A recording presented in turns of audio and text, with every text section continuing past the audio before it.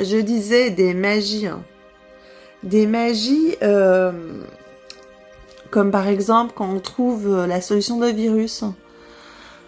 Quand on trouve quelque chose, en fait on pense qu'on trouve quelque chose, mais il y a plein d'êtres autour de nous, dans des dimensions différentes, qui aident nos courants et nos formes d'énergie à trouver des solutions pour la collectivité du courant d'énergie humaine.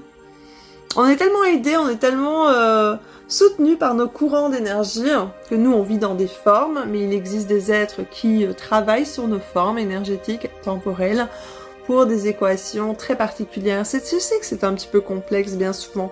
C'est sûr et certain que c'est plus facile à le visualiser, donc j'espère pouvoir le dessiner. Ouais, c'est en tout au moins en faire plus ou moins un petit documentaire.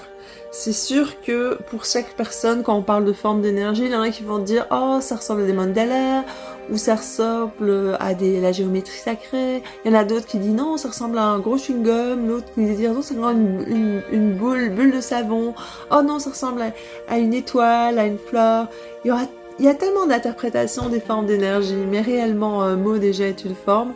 L'émotion que tu attaches en tant que courant d'énergie dessus crée une forme. Et aussi une texture.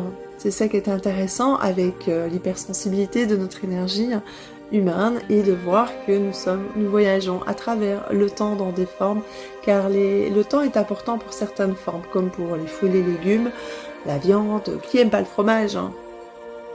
Qui aime pas le fromage? Pour un certain temps pour que les bactéries se forment et créent cette moisissure de fromage. Hein. Et oui, et comme le bon vin, ça prend un certain temps, d'accord? Un bon café, il y en a qui adorent du Pepsi, ça prend un certain temps de faire un Pepsi, il faut certaines plantes pour faire du Coca, et ainsi de suite. Alors si le temps n'existe pas, je ne sais pas de quoi on parle. J'avais vraiment envie de dire ça ce soir. Je ne sais pas pourquoi ça me fait du bien de vous en parler, parce que il me semble... Je me rappelle toujours, c'est sûr et certain qu'on a tendance à tracer une ligne comme je fais présentement. Là, je trace une ligne. Quand on parle du temps, d'accord? Mais on sait que le temps n'est pas comme ça, comme les formes d'énergie dans laquelle nous vivons ne sont pas une ligne droite, d'accord? Elles sont spatiales, elles sont dimensionnelles.